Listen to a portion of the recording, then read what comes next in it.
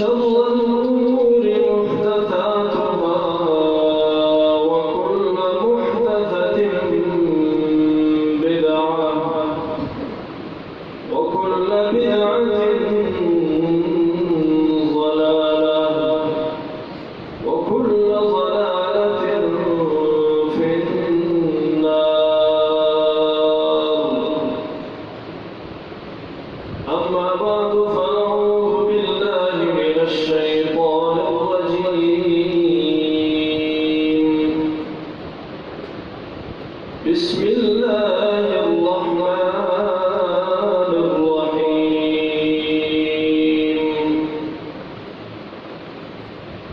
يرفع الله الذين آمنوا منكم والذين أوتوا العلم درجات.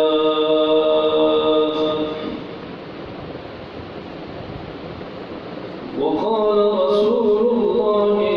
صلى الله تعالى عليه وسلم: خيركم من تعلم القرآن وعلمه. وفي رواية أو علمه. وفي رواية أفضلكم من تعلم القرآن وعلمه،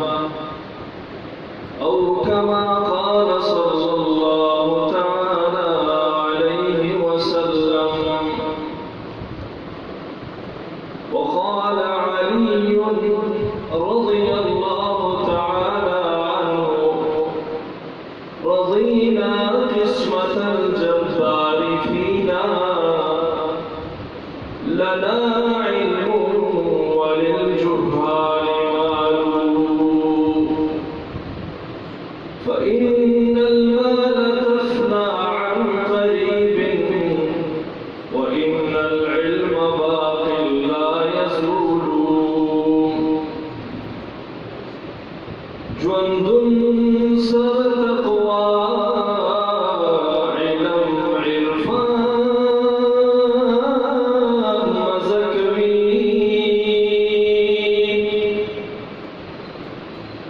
جند سر تقوى علم عرفان مزكوي. رفتار بقوانين د قرآن مزكوي.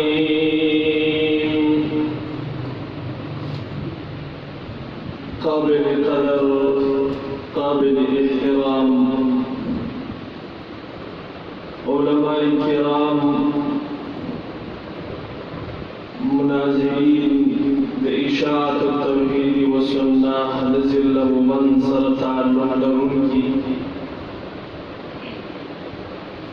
او دلری تحصیلنا تشریف راوړونکو حضراتو،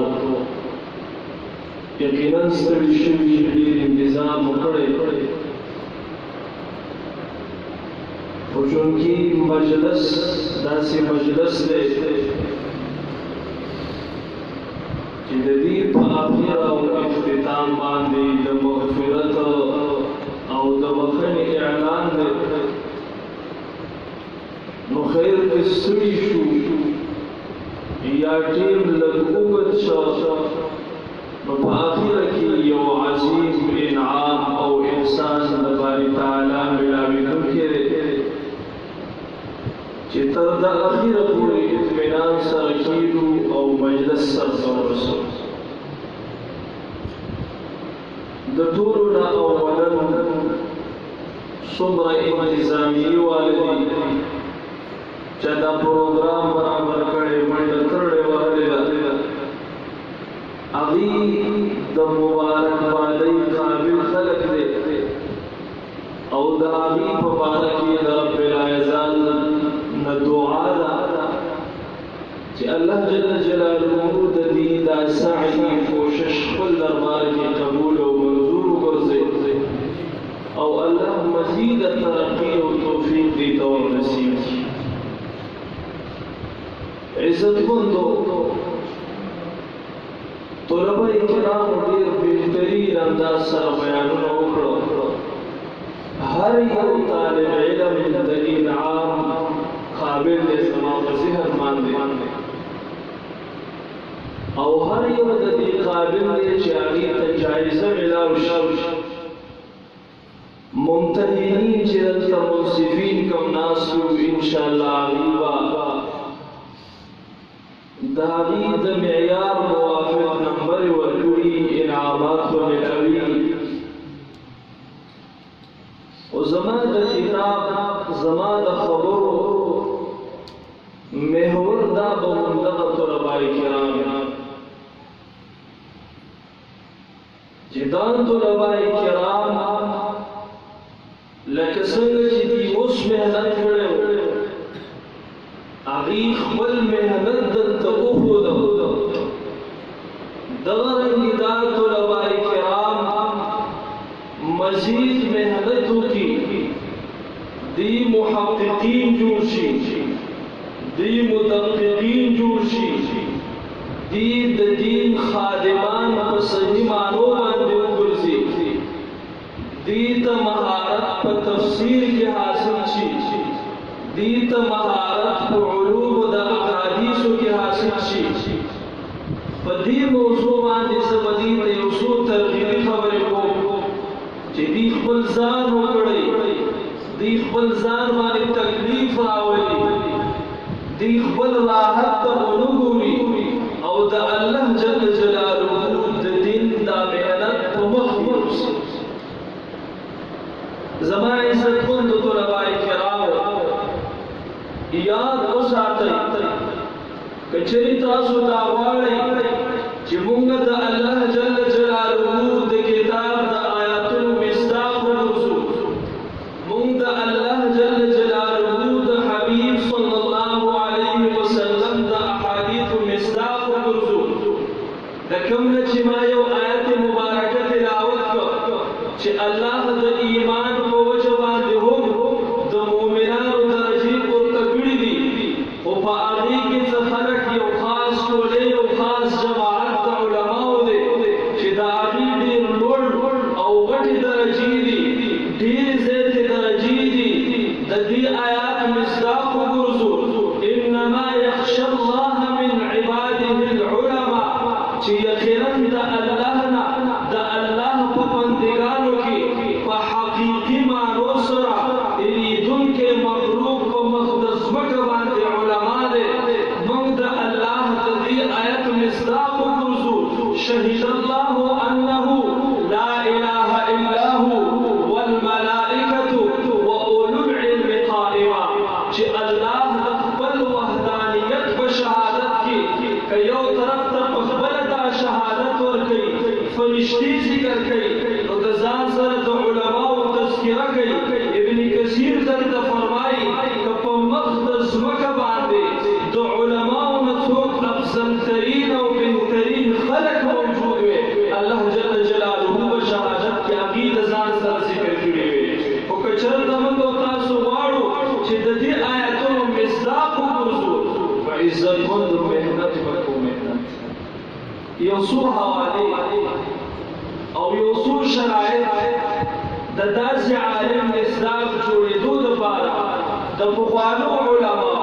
جهابزه علما، پاخه علما د هغې حوالې به ذکر کوو. یو د هغې نه چونکې اشاعة التوحید والسنة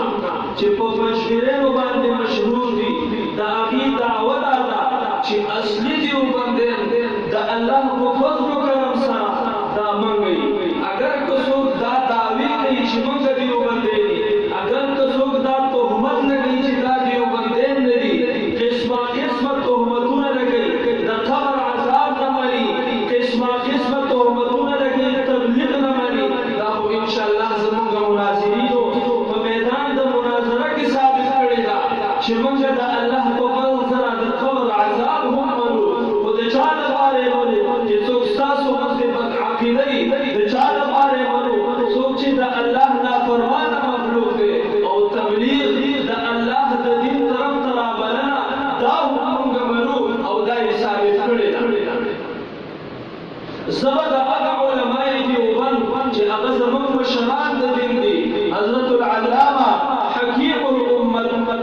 اشرف علي تھانوی رحمه الله چې دا علماء دیوبند کې یو هستی ده دته حکیم الامت ویل کېږي تقریبا علما ذکر کړي د 1400 کتابونو مصنف تیر شوی دی هغه وایي کمال یو 15 خبرو ضمانت علماء کرام راکړي د 15 خبرو عهد ما سره وکړي زبا هغوی لره د کلک عالم جوړېدلو ذمهواري ورکړم چې د دنه به الله کلک عالم جوړوي د دنه به الله د دین خدمت اخلي یو په هغه شرایطو کې دا دی چې دا طالب علم د استاد په درس کې حاضر دی حاضر دماغ کې د استاد درس اوري دویم شرط دا طالب علم د استاد د درس نه بعد داسې نه چې بس استاد سبق وي او کتاب بند او قصه ختمه نه د هغې نه بعد د دغه کتاب دغه سبق چې د استاد نه ده واغسته دغه درس د تکرار په خپل منځ کې واړه ځکه علما فرمایي من تکرر تقرر فی القلب کوم یو څیز چې واړولی چې تکرار یې وشي هغه زده چې قرار وشي زړه ته ګرځېږي د دغه کتاب دغه درس ته تکرار کړه دغه شان شریف نمبر سبا د کوم سبق را روان دی بېګانه د مطالعه وکړه مطالعه په هغې باندې ځان وکړه او څلورم هغه فرمایي د ده د علم سره تعلق لرونکی که ټپایي ده که کتاب دی که هغه چټایي ده که هغه مسجد دی چې کوم څیز هم دی د هغې ادب او احترام دا څلورم شرط دی او پنځم نمبر ادب د استاد چې د ادب د استاد او احترام د استاد یې وکړ حضرت العلامه اشرف علي تھانوي رحمه الله فرمایي دې انسان لا دې طالب علم لا زه د کلک عالم جوړېدو څه کوم ضمانت ورکوم زما انسان کوم د علماء کرامو یو چې زموږ استاد دا عزم چې ان شاء الله دا موږ تاسو خپل زندګۍ کوو بل زموږ د احناف یو عالم تیر شوی برهان الاسلام زرنجي رحمه الله تعلیق المتعلق دا یو بهترین کتاب دی هغه بهترین اصول لیکلي او په دې موضوع باندې بهترین اشعار راوړي دغه شان نور علما جهابذه او دغه علما هغه فرمایي من اراد ان يحفظ العلم فعليه ان يلتزم 10 خصال څوک چې دا اراده لري چې دا کلک عالم جوړ شي دا مضبوط عالم جوړ شي صرف په نیم نوم باندې ولاړه چې سبا د فارغ شي یا تخصصي یا تخصصي نه